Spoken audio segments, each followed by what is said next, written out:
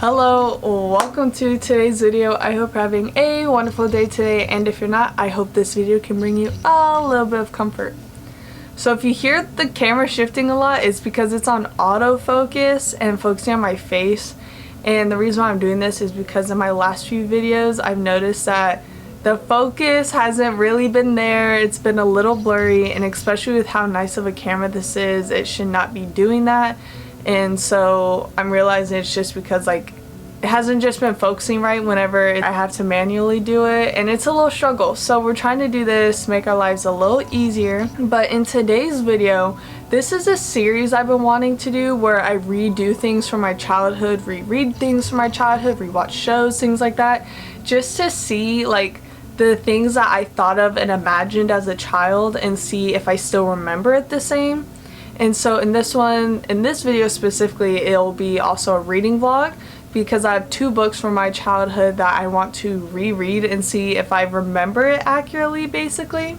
So in this video, I have two books. This Poison Apple series I was obsessed with for so long when I was younger, where Curiosity Killed the Cat was my favorite. And then this one is another book. I love dolphins, one of my favorite animals. The Music of Dolphins. And so basically I want to start off with The Music of Dolphins for this video because I did reread it a few years ago, but I still the plot is so simple. The font is size 15 and I always forget it so easily, and I don't even know why. However, from what I remember is this girl fell off of her boat when she was a child. She was 4 years old, and she was rescued by a bunch of dolphins. And so from 4 to 8 maybe, she was still really young, she basically grew up as a dolphin, and she learned to speak like them, swim like them, until these researchers find her and basically try to rehabilitate her back into society and make her normal, into a normal functioning human being. But she really struggles with it. Let me just say, this video will contain spoilers for both of these books, so I guess if you want to read them, maybe just beware. And again, this is all just from what I remember. And I think she starts to really struggle trying to become human again, and then she slowly starts to forget her dolphin habits, her dolphin way of life, and then it makes her sad, and she goes into a little depressive episode because she's being torn away from her home, and the researchers, I think she gets sick or something, and I'm pretty sure they end up returning her back into the wild. So that's just what I remember. That's how I perceived it and imagined in my head. So now I'm going to read the book and see if what I remember lines up accurately to what happens. So here we'll just see a little time lapse. A little time lapse. And also I realized during my reading vlogs, y'all get the realest real version of me. I'm not in front of my bookshelf. Y'all are just gonna see me from all fun angles, from whatever. Just the realest real version of Kaden y'all always see in the reading vlogs. So let's just get right into it.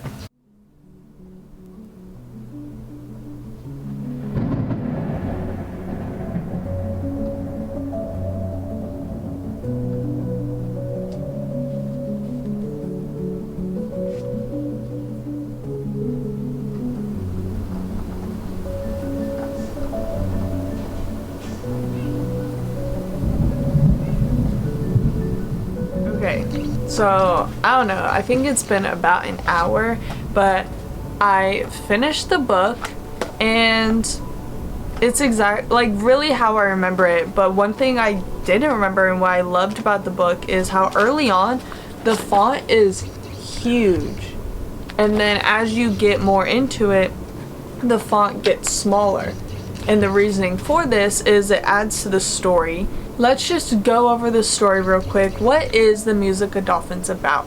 It's about this little girl named Olivia and her mom and her baby brother basically flying from Cuba to Florida when the plane crashes and the mom and her brother died. And we don't know how old she is, but she was out at sea for 13 years being raised by dolphins, and it's believed that she was basically between 13 and 16 by the time she was saved. And how the Coast Guard just happened to find her on the beach, and how these doctors are being paid by the government to recuperate her back into society basically, and it's to learn more about language and socialization, to learn more about dolphins and just things like that. Like, feral children are so interesting. I think are very important to science because they tell us a lot about language development and just human development in general. And then you can learn about a lot about animals too, and the way they live and communicate and things like that. And so the font is very large in the beginning because she doesn't know many human English words, and then as she starts to grow and develop, which she learns very quickly, as she starts to grow and develop, her sentences become more complex, you can say, and the grammar starts to fix itself up. And it's very fascinating to read because this is all from the perspective of a teenager who doesn't know and is learning English, and is like, I don't really get what's happening, but I know I want to make these people happy. I don't like it when they're sad.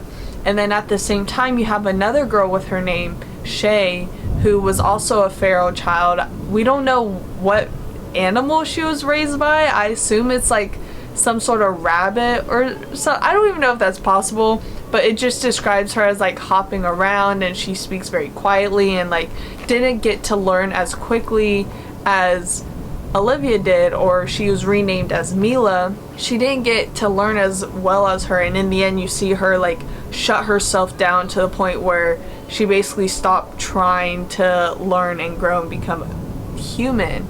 And so it's very sad. And Mila, as she's in this like facility, you see she starts to learn music, and she loves music because it's one of the only things that remind her of the sea. And then at a certain point she sees this janitor, and she tries to get out, but she's locked. And the reason why she's locked in is because a previous night she had ran away into a river and almost died from hypothermia. But again, the book doesn't explicitly state any of this. All of this is just from little tidbits you get from little conversations with Mila and with the doctors. And it's very complex, but from a simple child's perspective. And so the door's locked. She sees this janitor, so she starts banging on the door to talk to him, to the point where her hands start bleeding. And they're like, this is crazy that she could do this to herself. Like, why could she cause herself this pain? So she doesn't like the idea of being caught in captivity, obviously. And she compares a lot of the things that she's learning to things that she knows as a dolphin. So she says nets are like walls for dolphins, and she's describing how being locked in her room, she feels like she's caught in a net, and she's basically like ready to die. Like, she stops eating and is like, no, I will not eat, I will not learn, I will not play these games until you unlock my door and let me be free. And it's so interesting because the book also hints at how she's the property of the government, basically. She's like, but I'm Mila, I'm free. And so there's a lot of many interesting aspects to it, but it's just from such a innocent perspective, from a young, innocent's the best way I can describe it, just someone who doesn't know, simply, like literally a child's perspective. And then in the end, the doctors end up bringing her back to her dolphin family, but they're like, what if you die? And she's like, I'm not gonna die because they're my family and they take care of me. And you do have these spurts in the beginning, middle, and end where they are deep, complex sentences from Mila's perspective, but they're italicized, and they're to show like this is her thinking in her dolphin language and her language of understanding. And in here you learn about dolphins and how when she first survived the plane crash, her mother dolphin lost a child at that point and basically took Mila as her adopted child, and how she's not as fast as her cousins, but they basically, this dolphin pod adjusted the way it lived to help take care of her, which I think is so interesting. This book is like literally a scholastics book, and yet is very complex, and I was very surprised reading it that the story it has, the meaning of being human enough or being dolphin enough, like it was very fascinating. The idea of feeling left behind, feeling torn between two worlds. I loved it. Again, very easy read. I read it in like an hour. And if you hear the storms right now, there's storms. it's raining. Other than that, on to the second book. I think I'll read it today. I'm not sure. Second book is a Poison Apple book, which is basically scary stories but for kids. I remember my mom reading this to me probably when I was back in like the 1st or 2nd grade. So I haven't read this book since, and I now graduate high school. But from what I remember, I believe her mom is dead or something like that, and she always passed by this cemetery to go to school. She sees this cat, and then she sees this little ghost girl, and there's something with this ghost girl's history, and I think that history was like she drowned in the river and her cat drowned with her, or like she tried to save this cat and she died, or something like that. I really don't remember any of the plot other than like this cat and this little girl drowning in this river, and this girl sees the ghost. Let's see, the back says, Hannah isn't thrilled to be moving in with her dad and his new family who live in a house this close to a spooky cemetery. Luckily, Hannah doesn't believe all the ghost cat stories she's heard about the graveyard. Besides, Hannah has bigger worries. Her stepsister Madison is a total mean girl. Hannah's cat, Icky, has been missing since the move, and worst of all, every night something scratches at her door, but when she looks, nothing is there. Hannah's starting to wonder, could those scary stories be true after all? So with this, I also got like Her Evil Twin, Now You See Me, Misfortune, which are other books in the Poison Apple series. There's another one, it's like The Green-Eyed Monster or something like that. And they're all very interesting. I remember, I think this one and Her Evil Twin were my favorite, and they came in like a little pack together from my local book fair. But anyway, those are my thoughts. Those are like the images and the story I remembered in my head. I just read the back, and so I'm going to read this and let's see if what I remember is accurate or true.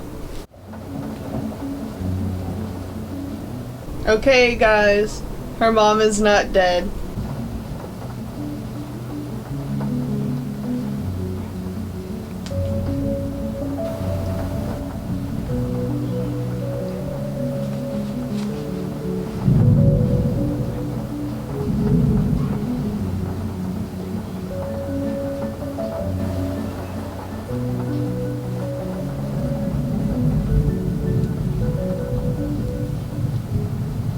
I just finished the last book, Curiosity Killed the Cat, and I surprisingly remembered a lot of it. Like as soon as I started reading, I was like, oh, this is about to happen, this is about to happen. In the story, you follow Hannah. Her mom is moving to Chicago to teach at a big college, and so she has to move to her dad.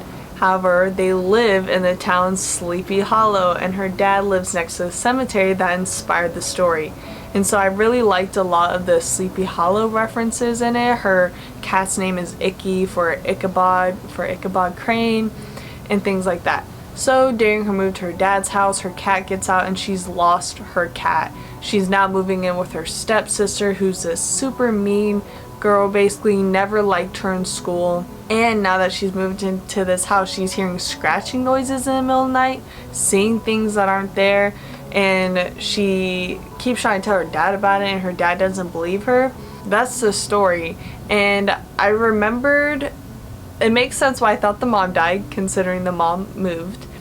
But then in the end, you find out that she's being haunted by a cat's ghost, and she's getting dreams and visions of this past life, basically. And it's because this young girl who's around her age, so had to have been around 15 years old back during the 1800s, she went off rowing. She rowed a boat across like a river, a lake, the ocean, I don't know, in the middle of the night basically, or without her dad's permission. And she basically had this cat named Shadow, who during the time no one liked because they were like, ooh, bad cats are bad, and like contextually, oh wait, no, Salem witch trials happened during the 1600s, right? I don't know, but they didn't like her cat because she would dress up her cat, and they're like, why is the cat okay with this? And basically a storm happened and she drowned, and her cat had jumped into the water trying to pull her to safety, and the cat drowned too. And so they both died. However, the little girl's soul was trapped in her tomb in the mausoleum, and her cat's soul was forced to wander around trying to find someone to open up the tomb so they could be reunited. And Hannah was one who did this, and in the process she fixes her relationship with her sister too, because you also find out the sister could also hear the cat scratching and was also like noticing all these supernatural things happening. And along the way there's a little romance subplot, really cute. It's not bad. I do think it is definitely for a younger audience. A lot of the story is a bit childish. Like, oh, you have the stereotypical mean girl who's like, stay out of my way, or don't do that. Like, very just like typical things, very basic storytelling, basic characters, like not complex, no development.